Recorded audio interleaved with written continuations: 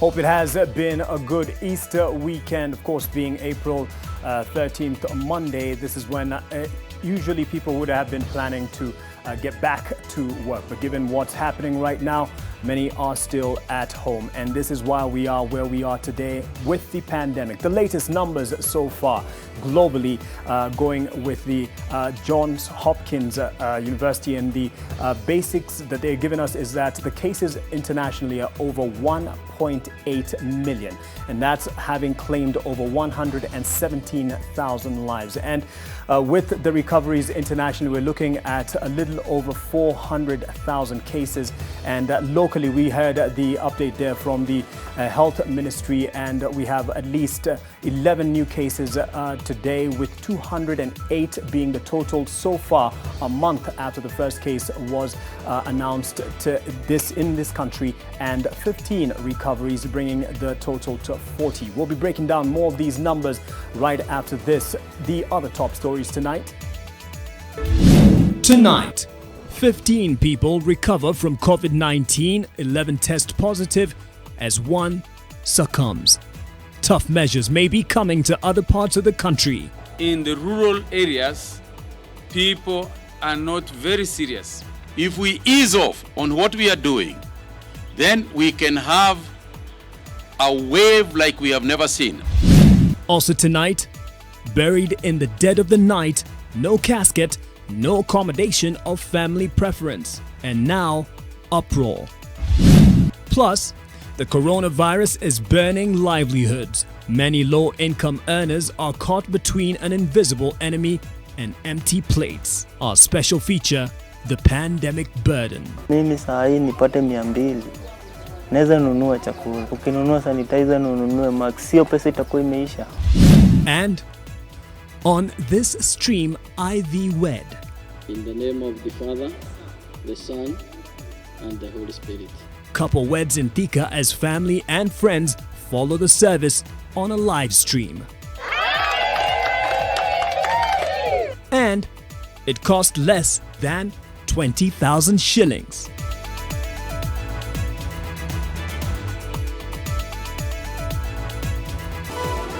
NTV Tonight with Mark Masai. Good evening once again. We're glad you've joined us here on NTV Tonight. David Agondo is our sign language interpreter. And as I promised, a breakdown of more of the numbers that were announced today, at least the cases that were announced today in the country. And it is 1 month since the first case was announced in Kenya. And today we are up to 208 cases after 11 cases tested positive out of 674 samples that were taken. One person has succumbed to this coronavirus, bringing the death toll to 9. Now, to some good news, because there have been a lot of dark figures and facts to go over. Some good news: recoveries of 15 patients so far. Total of 40 in the country to date. And yes, as I mentioned, 674 samples have been taken in the last 24 hours. A total of over 8,000 so far, mostly from those who've been in quarantine zones and centers. The new cases across the country include 4 from Mandera, 3 from Mombasa, another hotspot. Nairobi had 2 cases in the latest, and Nakuru and Machakos each having 1, and they're all aged. The new cases between 1 and 42 years. And with the increased cases being reported at the county level, the government is looking at the possibility of implicating or putting more stricter measures in other counties, as have been witnessed in at least 4 that have partial lockdown, because they say some people are not taking it as seriously as they should. Seth Olale was at today's briefing. People living in rural areas are dancing dangerously with the ominous coronavirus pandemic threat. Little surprise, the Council of Governors Departmental Committee on Health has raised the red flag. Open air markets and in towns, in supermarkets, in the rural areas, people are not very serious.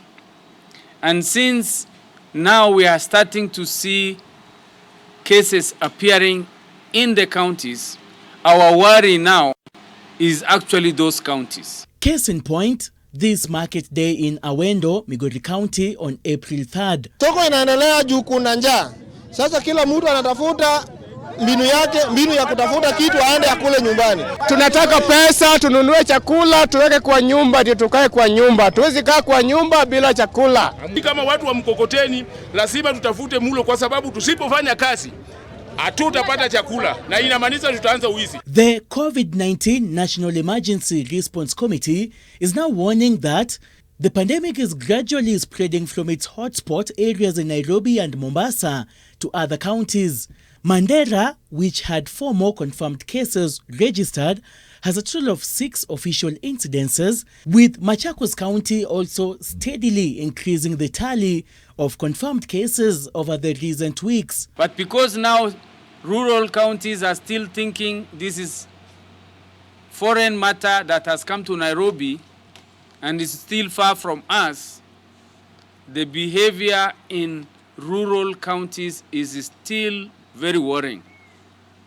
And therefore, and now the disease is slowly moving in that direction. A little success should not be construed to mean a real success.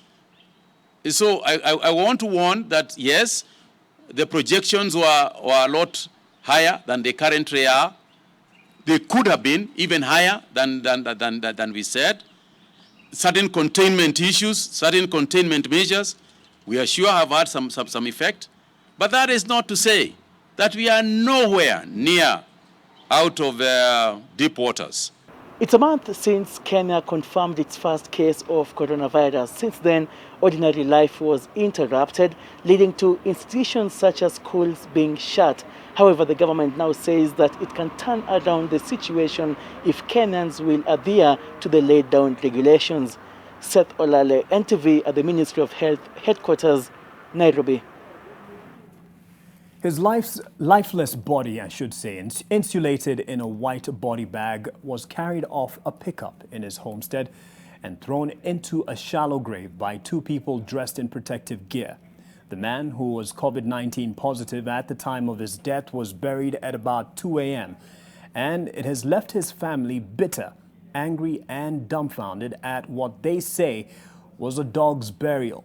They're demanding a proper burial for their kin. Okokusa visited the family of the late James Yogi in Siaya County and reports that some of the deceased's close relatives who had direct physical contact with him hid from the authorities and are yet to go into quarantine.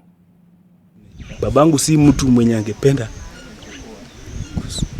Brian Oyugi is the third-born son of the late James Oyugi and is sitting with rage.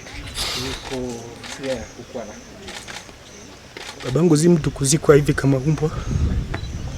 Si mtu kuzikwa hivi kama umbwa. The pain of losing a child, more so given the circumstances, explains the brokenness on Oyugi's mother's face. She was too grief-stricken to utter a word. Joan, who is the deceased's younger sister, is equally distraught. Hata kama ni corona, siangoja hata sisi tuone tu na macho. Hata barua tuna, hatujui nini nimeua. Hata baba alikuwa mtatuna. Tuko hivyo nyona tuona. Both Joan and Brian were part of the group that witnessed the controversial burial of the former Kenya Ports Authority employee here in Kamalunga village. A burial that has left the deceased's relatives both in anguish and grief. Kijana yake mkubwa ale tuliongea na yeye. Alikuwa kwa njia anakuja, vile aliona hiyo video alishuka kwa gari na karudi. Akarudi huko mahali anafanya kazi, hata hajafika huko. So just imagine. So it is so painful. Brian was present at home to receive his father when he arrived from Mombasa, insists that the 59-year-old man only spoke of fatigue at that moment. But a few days later, he complained of chest pains. Akapigia ndugu yake simu, akamwambia amletee dawa. Akaenda Luano, akamnunia dawa, akamletea. Akazitumia, akasema ati saa naweza ndasikia nafuu kidogo. Kufika usiku wa manane akamwambia bibi yake ati sasa nayo si feel vizuri, asubuhi itabidi peleke hospitali. Akabebwa na kupeleka wapi? Matibabu. When the sad news of his father's death reached the village early Saturday afternoon, some members of the family rushed to the hospital to view the body. Later that day, they made some burial plans. Tulikuwa tumesema vile ameshaaga hivyo, tumesema hata ni sheria sahihi, tulikuwa lazima tufuatie sheria sahihi. Okay. Tungemchukua, tumweke kwa coffin, kama ni mchana, tumzike, kama ni asubuhi, hiyo saa 4, bora tu wamuombee, wampigie tu msalaba dogo tu, wamuombee tu kidogo na wamzike. Tungeridhika. In a shocking revelation, Brian and his aunt Joan disclosed how they managed to dodge the authorities when the deceased relatives were being rounded up for quarantine. Baada kumaliza kulia hivi, wakaanza kusema watu kwa gari, kila mtu apeleke. Nikauliza daktari, sasa sisi tunabaki mnatupea madawa, atuende huko utapimwa. Sasa niende Siaya, na mimi wenye nimeingia saa hii nimechoka sina nini, nilijificha chini ya kitanda. Mimi nilikataa kwenda Siaya. Hata saa hii wangekuja kunibeba singeenda. Na sitaenda mpaka nione wazazi wangu wamerudi hapa, wa confirm kenye iliwa babangu, na hao wengine wakisha kuja hapa. I'm just free to go. Because I'm ready for anything.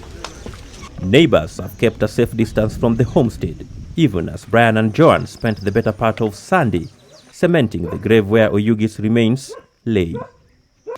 Okokusa, NTV, in Siaya.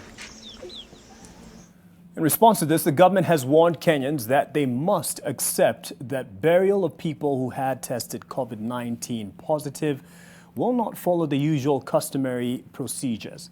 This comes after the outcry that you've just seen of the controversial burial of a man who died from the coronavirus in Siaya County.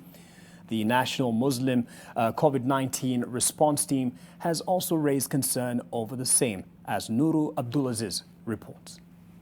The burial of Kenya Ports Authority employee James Oyugi, who tested positive for COVID-19 in the dead of the night, has elicited public outcry and condemnation.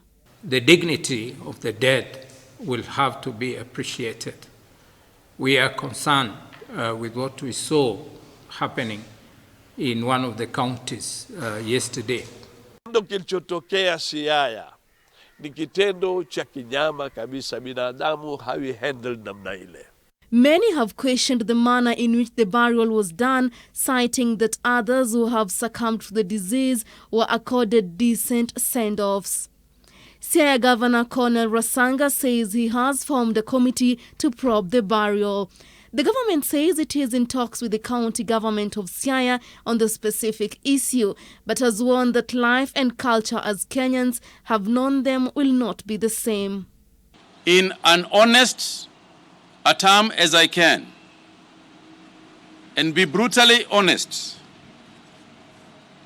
that our cultural practices on how we dispose the bodies of our loved ones may not be practical in an extreme situation.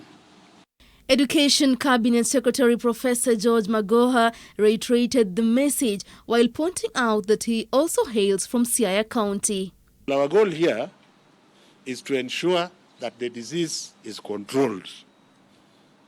And we have given various protocols which must be done. Meanwhile, the National Muslim COVID-19 response team has developed procedures related to handling of those who die having tested positive, conducting of funeral prayers and burial procedures for the Muslims. It has been unanimously agreed that Muslims who die as a result of COVID-19 will not be subjected to the traditional rituals that take place. This is to prevent possible infection and spread of the disease.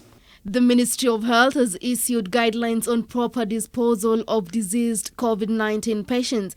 The guidelines begin with the arrival of the body disposal team, who should not be wearing personal protective equipment when they get there. They should then greet the family and offer condolences and respectfully request for a family representative, to whom they will explain the final rites. The health officials are to then put on their protective gear and then spray the body before placing it in the appropriate body bag. Then finally, the body will be interred. Kenya has so far recorded a number of 9 deaths as a result of COVID-19.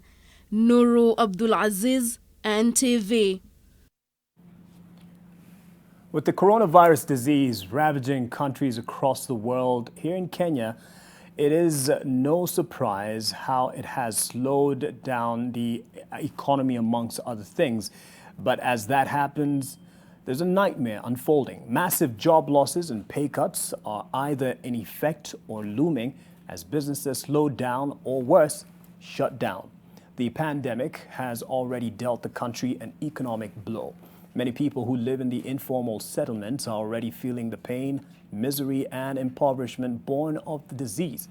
NTV's Rose Wangoi spoke to several families who shared with her their experience under the weight of the pandemic burden.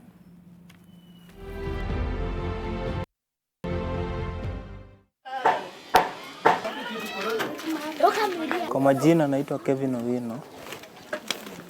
Mimi mkazi wa Kariadudu. Nilikuwa nafanya kazi kwa kampuni ya magari. Kazi yangu ilikuwa ni ya kupaint. Sasa vile hii janga, hii gonjwa iliingia, tu vile ilitangazwa, tulienda tu wiki ya kwanza. Hiyo wiki ya pili tukasimamishwa. So boss akaamua si tuende nyumbani kwanza. Na hii ndio ilikuwa miaka yangu ya 3 kufanya kazi.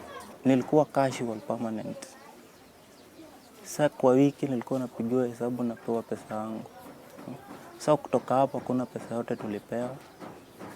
Paka tuliambiwa kazi tutaitiwa kazi kikuwa mingi, lakini kulingana na vile sasa hii situation inazidi kuwa ngumu. Sasa hata saa hii bado sijapigiwa simu mimi. Kwa wiki nilikuwa nalipwa 5,000. Ilikuwa inanisaidia juu nikikuja nao na napiga hesabu naona nipatie mama ngapi. Mimi mwenyewe nijisaidia aje. Familia yangu yote ilikuwa inanitegemea.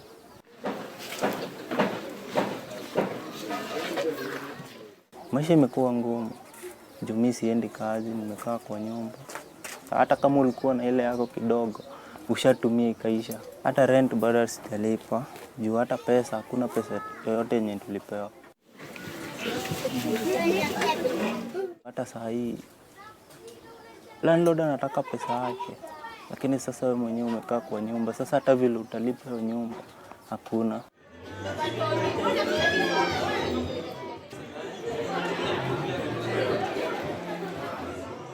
Kwa majina naitwa Monica Apisi. Mimi naishi hapa Babadogo. Nimekuwa nikifanya kazi PZ kwa miezi 3 sasa na tumesimamishwa kazi kwa sababu ya hii mambo ya corona. Wakati tuliambiwa kazi imeisha, nilikuwa stressed. I think nilikaa kwa hii nyumba like 3 days kama roho yangu imeyumba, akili haifanyi, nashindwa nitaanzia wapi. Niko na watoto 3. Upande wa pesa nilikuwa napata 15,000 na hiyo pesa ilikuwa inanisaidia. Nikipata nagawa kidogo napeleka shuleni, ingine tunasaidiana na mambo na rent, ingine pande ya chakula. Wazazi wako mashinani wananitegemea. Inaisha. Sina pesa yenye huwa na save. Niseme niko na pesa kwa bank ati itanisaidia kwa wakati kama huu. Kila kitu imesimama. Naona kama hata imekuwa ni ngumu kupata chakula ya siku. Mzee wangu pia hii kazi anafanya ni kazi ya panel beating na ana mahali specific mahali anafanya. Sasa ni mahali tu kwa garage anaenda anategea. Kama amepata anafanya, kama hakuna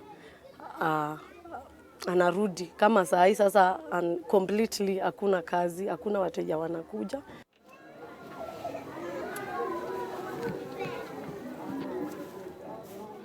Hata rent sijalipa hii mwezi, last month pia sikuwa nimelipa.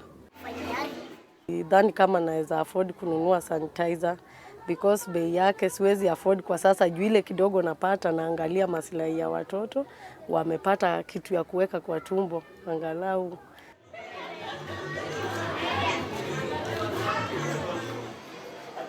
Mimi ni mkaaji wa Kasabuni. Nilikuwa nafanya kazi kwa factory ya vitabu na nilikuwa nimekuwa section ya ndani ya kampuni. So tulisimamishwa last month since venye hii coronavirus ilianza kuspread. So mpaka sasa tunangojea do, ukienda kuuliza unaambiwa mpaka date tena date 14 this month. Mpaka sasa tunangojea do. Pesa yenye nilikuwa na hand ilikuwa around 13,000. Mzee alikuwa anashikilia side ya rent, mimi nashikilia side ya chakula. So ni ile tunasaidiana. Since mzee nisimamishwe au nisimamishwa this month. So life imekuwa difficult, side ya chakula, side ya kulipa rent, ya kujivaa. So ni ile tu kustruggle. Sijalipa rent ya this month. Mpaka last month sijalipa, niseme tu pia hiyo. Sijalipa juu bado mzee wanagojea pia salary yao. Mtoto pia anataka ya uji, anataka ya maziwa. Unashindwa sasa utafanya gani, uache gani? Utalipa rent ama utapeana chakula, utalitoa chakula. Stress lazima tu ikue kwetu sisi wazazi. Mimi ni mkaaji wa Limpopo. Hapa Uitezi nimekaa kutoka 2016. Mimi nakuanga carpenter. Nafanya kazi Nairobi. Kwa kazi walipunguza watu juu mwenyewe alisema hawezi andika watu wengi kama apati profit. Juu sasa penye kuna hii ugonjwa wa corona kuna shortage ya supply. Mimi nilisimamishwa nikaambiwa until further notice. Unajua ukiambiwa until further notice huwezi jua itakuwa lini.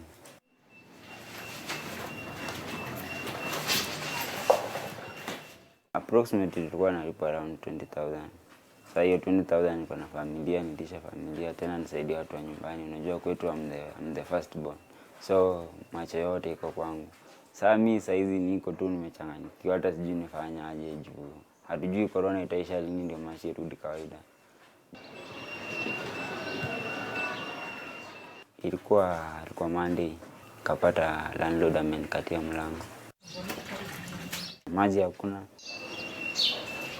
Alienda baada akatukatia stimu. Niambia usiku kwa giza umekatiwa mlango. Hata kama uko na utu. Unakatiaje mtu mlango na unang'oa stimu na unaenda na hutaki kumuongelesha?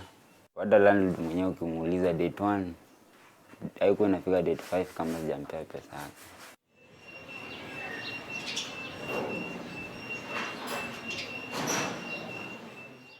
Deadline ya kulipa rent tarehe 10.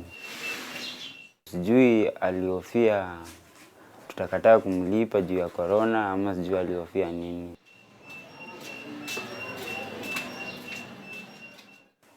So unajua huwezi kaa kwa baridi usiku mzima. Bado uko na familia kwa nyumba, unajua bado unahatarisha maisha yako. Hata juzi kulikuwa na wezi huko. Venye unaona hivi sasa nilikuwa nimeamua nitafute nyumba. Na ile list ile nyumba ya chini inakuanga 35. So uingie na 35, deposit yake ingine 35 hiyo ni 7k, upate deposit ya maji na stima maybe 2,000. Hiyo inakuja around 9,000. Of which 9,000 na hii corona, ordinary person like me, nitatoa pesa hizi. Nitajua kulisha familia ama kutafuta hiyo 9,000 nilipe nyumba ingine.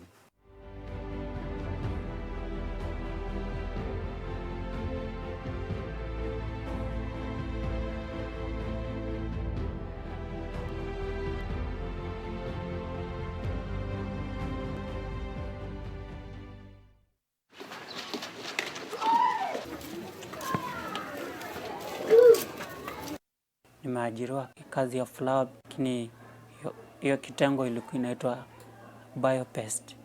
So tuna produce kama insecticides na pesticides na kwenda kuua wadudu. Ikawa kwamba corona ilipoanza tukawa tuambiwa tusimame kazi kidogo hadi itakapoisha. Sasa ndipo watatuita tuendelee na kazi.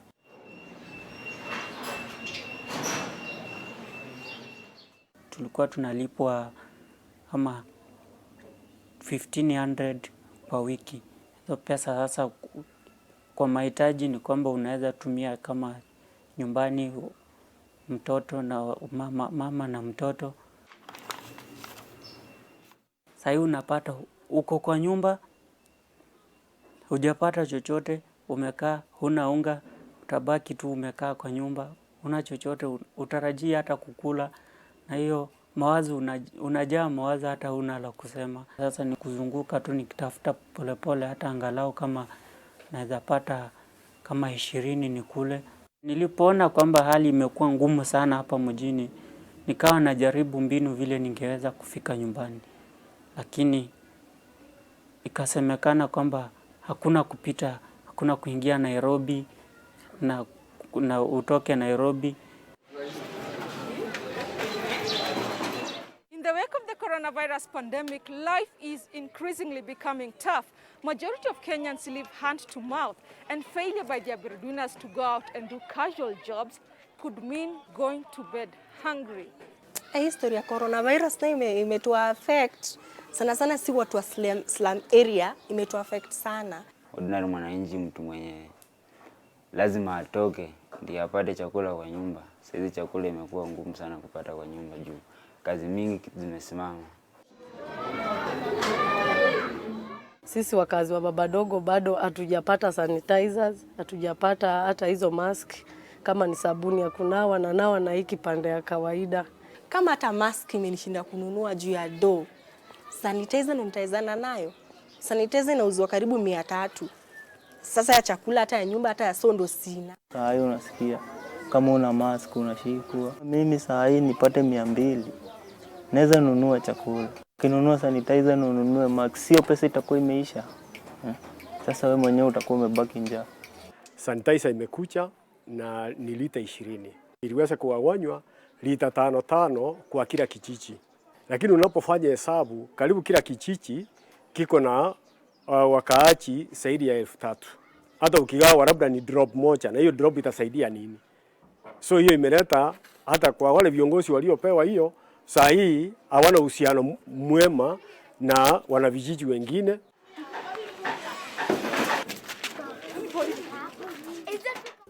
Mimi hiyo mambo ya lockdown, hata wakati nilisikia nilifeel like sijui naweza jificha wapi ndio maisha yangu ipone, sababu kukiwa na lockdown itakuwa ngumu zaidi. Njaa ndio itatuua wengine wetu, hata si corona. Njaa kwanza ndio itatuua kwa nyumba. Kama saa hii ndio iko hivi, yani nika kutua completely. Kama kafi ndio inakuanga imekatisha business mingi. Unapata labda mtu wa pikipiki amebeba karibu watu 2, maybe usiku hapo ndo kuna na customer sana. Na hiyo sasa hiyo kurudishwa kwa nyumba by saa moja, amepoteza customer karibu 100. Kitu muhimu ni food, hiyo food contribution. Jota hiyo sanitizer umepewa na uko njaa. So sioni kama itakusaidia sana. Sasa hata serikali ingekuwa inatangaza kukaa nyumbani, lakini pia wangeangalia vile wale watu washaathirika vile watasurvive.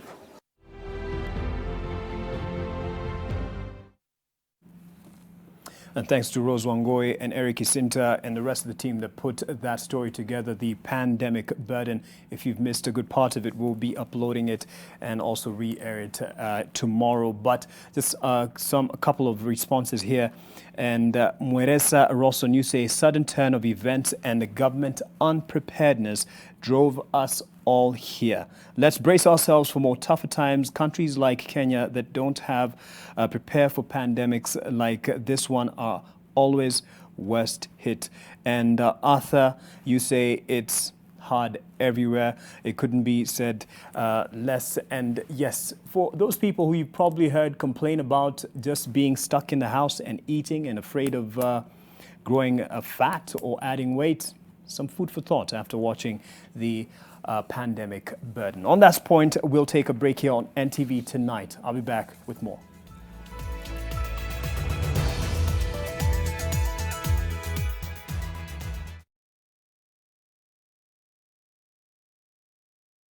There you go. Okay, thank you. Hi there. Selena, it's great seeing you getting so much value for your money. Well, it's important to save as much as you can. You save everywhere. Except for here. This is where you're throwing money down the drain. How? On these cleaning products. Impossible. Harpic 10X. While other cleaners flow away, Harpic 10X's viscous formula in only one round of application gives you sparkling, clean toilet. Harpic, 10 times better cleaning than other cleaning products. And great savings too. Disinfect and protect your home with Jik. Jik kills 99.9% of illness-causing germs. Disinfect floors, kitchen and bathroom surfaces, and wash white clothes, towels, and dishcloths with Jik bleach. Just check it.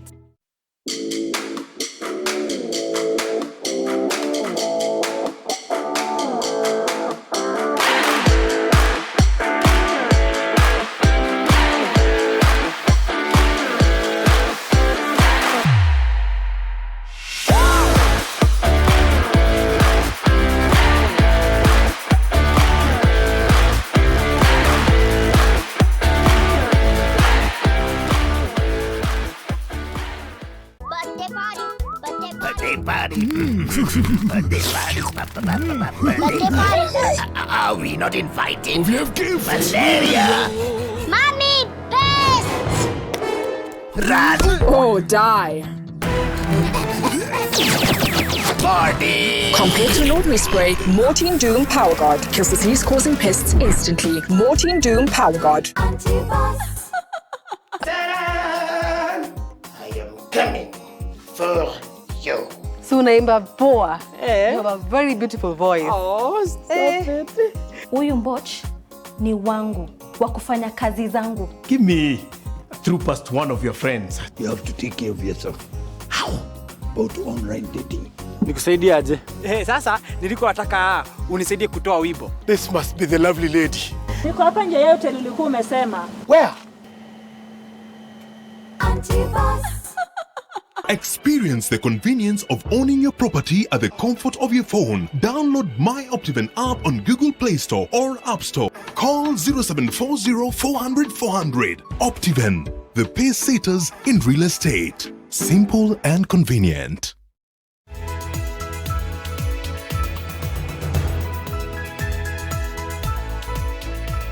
Thank you for staying with NTV tonight. Now, the Health Cabinet Secretary Mutahi Kagwe says the Kenya Medical Practitioners and Dentists Board is lying concerning the number of health workers infected or affected by the coronavirus.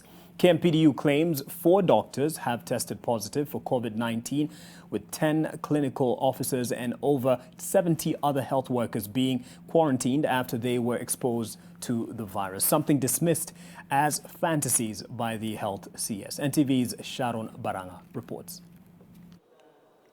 The health workers are sick of the increased exposure to possible coronavirus infection for those in the front line. The Kenya Medical Practitioners and Dentists Board claims a number of medics are yet to receive personal protective equipment, putting them at risk as well as the patients they attend to daily. Is 4 doctors who are confirmed positive. We have 10 nurses, 10 clinical officers, and over 70 other healthcare workers under quarantine as we speak, who are on the front line handling the patient, those who have been put in mandatory quarantine and those in the hospitals. And that means that when workers go on quarantine, when frontline workers, we have a depleted number of staff to continue responding to the pandemic. They need to have full protective gear from the head. We need to have face shield for every healthcare worker who is in a hospital. We need to have cover-all gown and the boots and the gloves. But Health Cabinet Secretary has refuted the claims from KMPDU. It always baffles me when one is so happy, and so anxious to insinuate that more Kenyans are sicker than the ones that are actually sick. So I don't want to dwell too much on that, because then I become just like the fantasizer. Meanwhile, KMPDU wants the government to fast-track the process of hiring medical personnel, saying the ones working are fatigued and overwhelmed as they are working more hours in fighting the COVID-19 pandemic. At the same time, they want county governments to look into the welfare of health workers.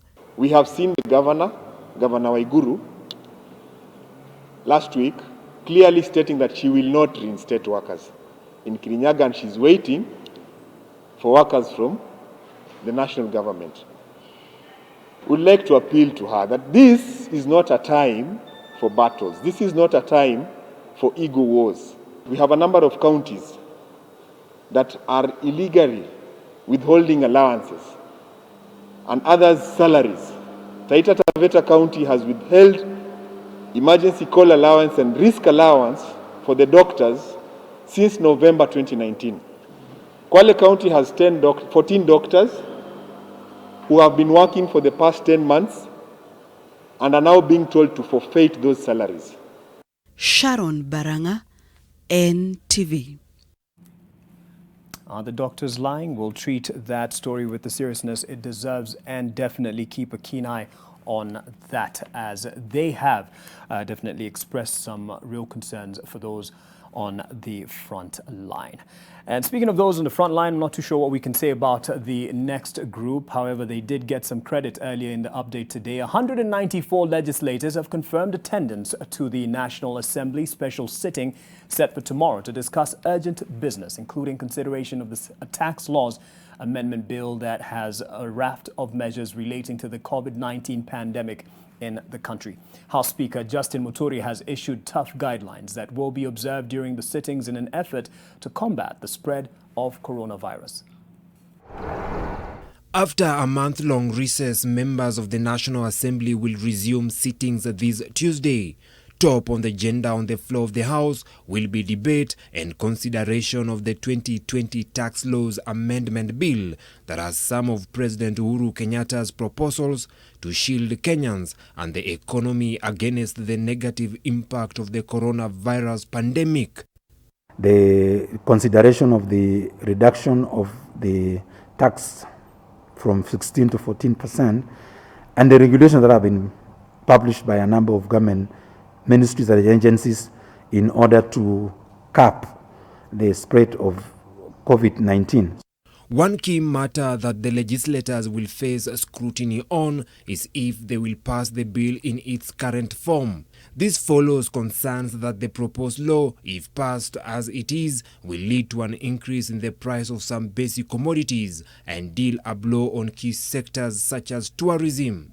Tax and legal experts say that it will go against the very spirit of what the head of state expressed he wanted to achieve. When they sit to maintain the social distance requirement, the chamber has been reconfigured to allow only 53 members per session out of the usual capacity of more than 349 members. 40 members will sit in this chamber. The members' lounge, which will be considered as part of the chamber, will take another 12.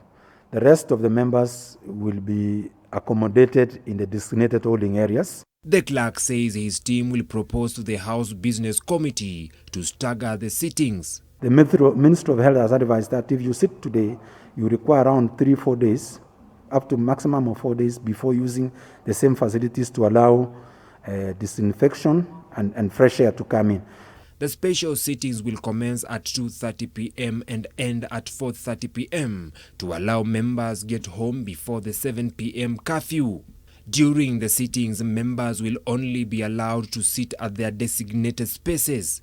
In case a member leaves, the seat will be disinfected before it is occupied by another member. For a while now, members of parliament have been criticized by members of the public for abdicating their legislative duties at the hour of need as citizens bear the brunt of COVID-19. The MPs are likely to use the special sittings to redeem themselves from accusations of being lords of betrayal. Vincent Oduor, NTV, Nairobi. That's just a preview by Vincent Oduor. Tomorrow we'll get the real picture when Kennedy Mureithi will be back on the parliamentary beat, when the members of parliament will be back in the House. Now to some lovely story here. The COVID-19 pandemic may have led to the restriction of gatherings at social events, but that did not stop Kennedy Mureithi, not our political reporter, but someone else, and Pauline Waithera from tying the knot. And what's more, it did not bar their families from joining in on the celebrations. This is how they followed the lovebirds' wedding through a Facebook live stream. Halima Gongo gives us this heartwarming story. When Kennedy Mureithi and his fiancée Pauline Waithera commenced their wedding plans last year, they had visualized a magnificent ceremony that will forever be etched along the pavements of their memory lane. But the coronavirus pandemic came up, and their plans were not going down, at least not the date. They shared their invite and asked their families and friends to join them virtually. At the SCK St. Andrew's Church in Thika, Kiambu County, they met at the altar, donning face masks and keeping some social distance from each other. Their physical congregation comprised of less than 15 people. There were empty pews across the sanctuary that can seat more than 1,000 people. The wedding was unique, down to some significant parts in most ceremonies. For instance, the couple did not kiss. It is not wise to postpone a covenant. A wedding is a covenant, that which we have done. Wacha tuseme, this is divine. Wedding is unique. At the village in Kirinyaga County, family and friends who congregated to watch the wedding were put under strict guidelines and were required to wash their hands, keep distance between each other, and be in face masks. Angalia kutoka kwa hii technology na tunafurahia sana. Na hapo ndipo nasema watoto wetu waendelee vyema, Mungu anatarajia mambo mema. Muridhi revealed that the wedding cost them less than 20,000 shillings. The newlyweds only had lunch with their best couple in an in-house arrangement. Halima Gongo, NTV.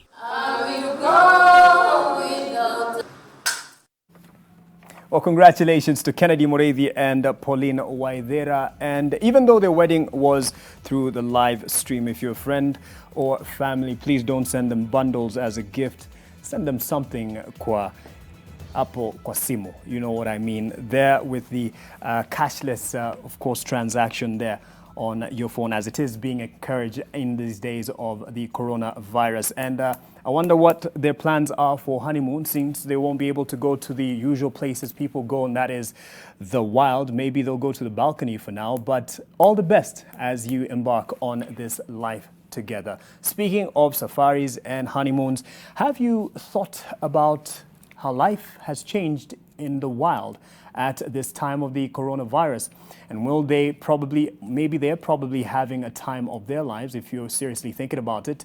Take this video, for instance, apparently captured at a residential area where some monkey business was going on up Pondani. Seriously and literally, one is seen jumping in the pool at the amusement of a poor resident human who could only watch enviously. It even seemed to be beckoning its friend, this monkey, once you give it a few seconds, looking back to its friend and suggesting, hey, come on. But you've probably seen this picture and it sums it all up. These animals touring the concrete jungle. Yeah, that's a monkey looking at his friend, telling him to jump in as trying out another lap in the pool. The poor human could only take a video and watch all this happen. Yes, another run of the picture there that we were showing at the end of the clip is that perhaps now it's the animals who are watching the humans as they tour the concrete jungle. Ndani tena. There you go.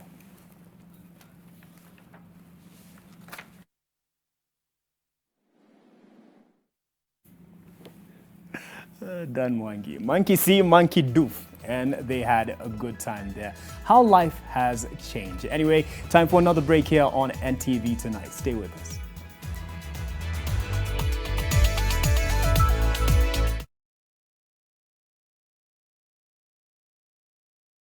Disinfect and protect your home with Jik. Jik kills 99.9% of illness-causing germs. Disinfect floors, kitchen and bathroom surfaces, and wash white clothes, towels and dishcloths with Jik bleach.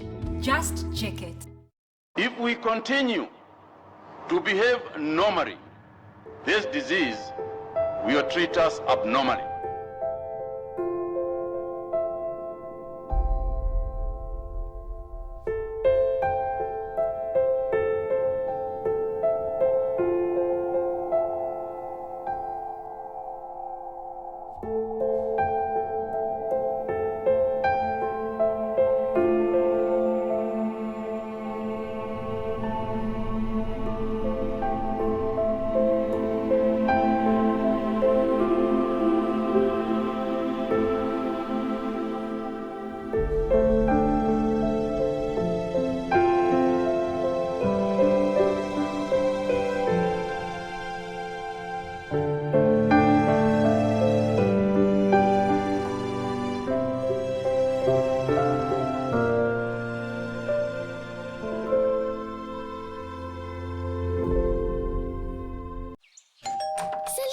Toto, where's mommy? Today's a toilet day. What? Oh. Selena! Toilet day? Tomorrow we're hosting a party and it's a matter of my reputation. It's a toilet, not a white shirt. Even if you spend your entire day cleaning with bleach and detergent, it still won't be party ready. Impossible. Challenge. Harpic 10X. Even if you use bleach and detergent 10 times, they won't give you the same sparkling clean toilet that Harpic 10X will give you. Wow! Harpic 10X. Harpic, Kenya's #1 toilet cleaner. Sona moja imetengenezwa kwa njia spesheli ili kupambana na maumivu kwa haraka. Sona moja ina aspirin kama kiungo.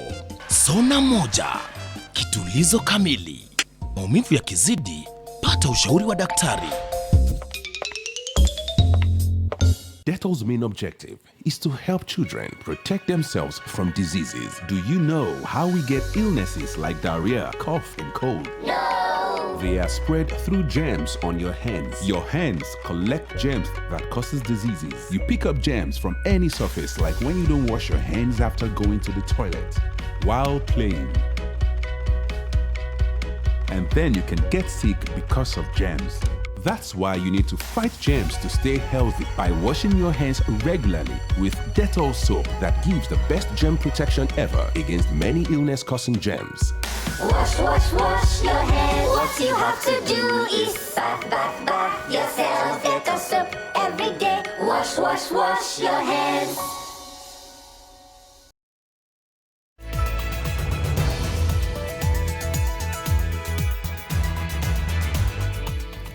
Welcome back to NTV Tonight. We're acknowledging the tough economic impact from the pandemic. Health Cabinet Secretary Mutahi Kagwe is urging employers to treat their staff humanely.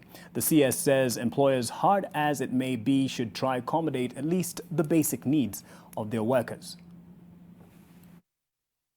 We have situations, for example, where employees have been sent home on unpaid leave. I appeal to the employers, even if you cannot be able to pay the full salaries that people earn, please consider supporting at least for minimum requirements of the household. Consider supporting your employees so that at least they can be able to put a meal on the table.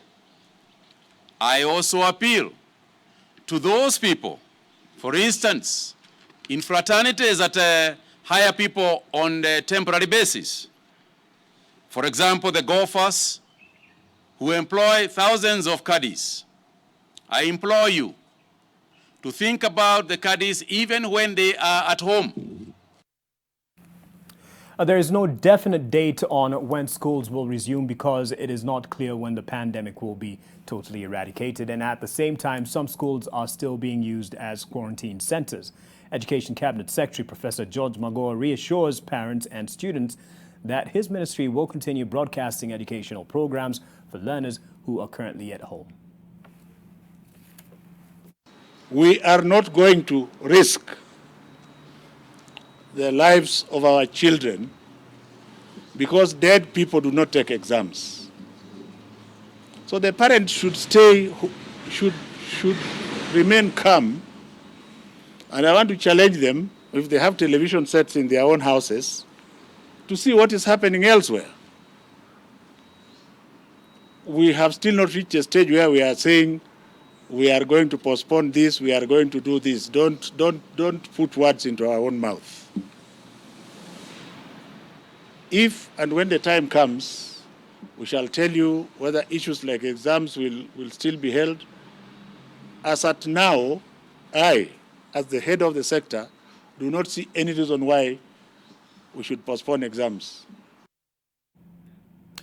We're taking another break here, but when we come back, we'll be back with some of the politics at play. You'd think it would rest with what's happening right now, but no, it is very much on. Stay with us.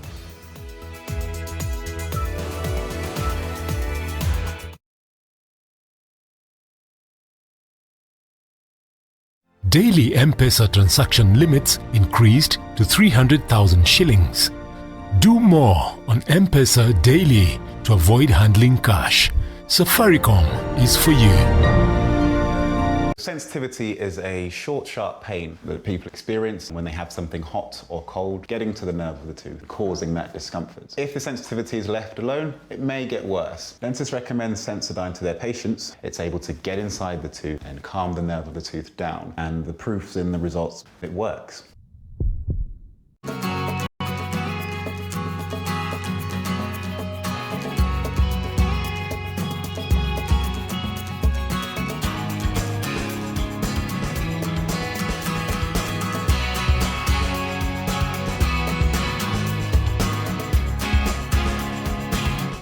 Usingoje hadi dakika ya mwisho. Pimwa kwenye hospitali ya serikali. Matibabu inapatikana bila malipo. TB inakinga na tiba.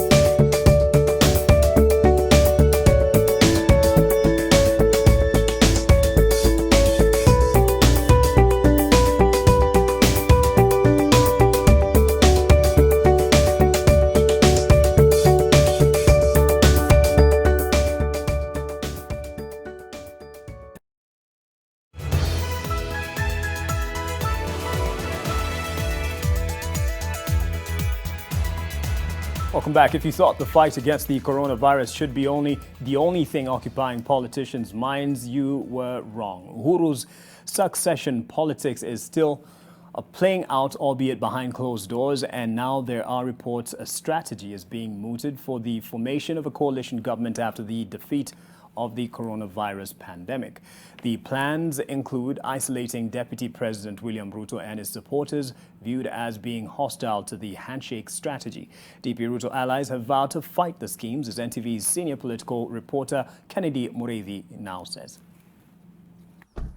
For the better part of Monday afternoon, ODM leader Raila Odinga, Devolution Cabinet Secretary Eugene Wamalwa, KOTU Secretary General Francis Atwoli, Senate Minority Leader James Orengo, National Assembly Minority Whip Junet Mohamed, and Jubilee Vice Chairman David Murathe were holed up at Atwoli's Kajiado home in what he terms as a friendly meeting of like-minded people.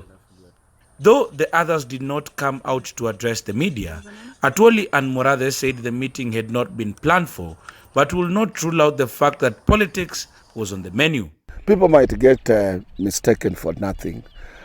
Honorable Prime Minister Raila Odinga, he's my brother-in-law. A further push would reveal the wrangles in the Jubilee Party was not far from their discussions. They also discussed how to navigate through a situation where President Uhuru Kenyatta and his deputy William Ruto were to part ways. People can expect new formations in the future. We can move on to a bigger house, which will be bigger than Jubilee. Nothing stops us from broadening. In fact, if you ask me, post-coronavirus, this country probably needs a government of national unity. Normally in Kenya, you know, formations are obvious, and nobody stops formations. And even if William Samoei Ruto was excluded, as I've told you, there is nothing wrong to that. But he is excluding himself. The meeting comes at a time of discomfort within the Jubilee Party, where a list of nominees has been sent to the Registrar of Political Parties to replace whom the Secretary General Raphael Tuju says landed government jobs. DP Ruto and about 150 MPs have protested the move and have vowed to escalate the issue. I am a member of Jubilee. I am a member of the National Governing Council. Yeah, and I'm a Kenyan who has got their rights. Who has elected Murathe, for example? Who has elected Tuju? At least I can scream to speak on behalf of the people of Gatundu South. For whom does Murathe speak for? At least I've got those 75,000 people who voted for me. Even if I speak for no one, on the very least, I speak for 75,000 people. But I think the fact is that we have been abused by these people. Every time they slap us, we give them the other cheek. Now it is time to face them omundu komundu. The return of David Murathe in the Jubilee Party has unsettled the Ruto side and his close dalliance with ODM leader Raila Odinga, with talks of new formation has opened a new war within the country's largest political party. Even if we're still in control of Jubilee, we would like our Jubilee to reach out to other parties like Musalia's party, Kalonzo's party, ODM. The new formation should have the face of Kenya. Gatondo South MP Moses Kuria, a close ally of the DP, has vowed to fight for their relevance and attempt to take over the party, insisting their contribution could not be understated. Let them walk out, my friend. We are around 100 to 200 members of parliament, Jubilee, pure Jubilee, senators and National Assembly. To have 150 people sign those petitions, and I'm going to give you all the names of the people who have signed. Who is the owner of the party? We are the owners of the party. Mulade can take a walk. So far, 146 MPs have written to the Registrar of Political Parties, protesting the move to replace members of the National Management Committee, buttressing a position held by DP Ruto. Let them convene a NEC meeting. Yeah? If they want to kick anybody out, let them convene a NEC meeting. Yeah? Let them convene an NDC meeting. I didn't even mention to you, I'm a member of the PG who just never met. For the whole of this term, it has never met. We only meet when we and then mpitie mswada kwa bunge. Hata hii ng'ombe itakatana na maziwa, my friend. The letter from the registrar had given 7 days notice for members to voice their concerns, which ended today. And Tuesday, the registrar is expected to make a ruling on the way forward. The Honorable former Prime Minister is a special envoy for the AU for infrastructure. Infrastructure is a key part of connecting Africa, connecting East Africa, and the infrastructure necessary for the stimulus for this country. So whatever you say, whatever you do, he has a role to play in the economic recovery post-corona. Bwana Mulade, kama unataka kuunda serikali ingine huko na Raila, endeni ukaunde huko. It is your right. As we want to stay in dignity na tukae pamoja na wananchi, as long as nguvu yetu ni wananchi, hiyo ingine endeni. Hata mu-extend hiyo cabinet, umfanye 50. Raila umpatie mawaziri, 3 ministries to cover. Kennedy Mureithi, NTV. The political pandemic is also very much on and alive. We take another break here. Sports is up next.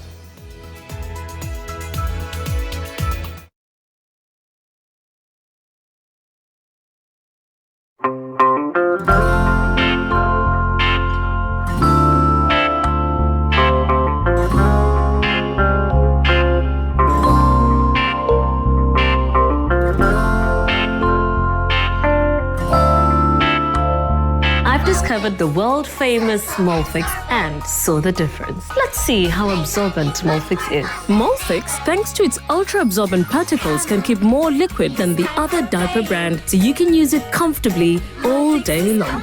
All babies deserve a high-quality diaper. You should also try Molfix.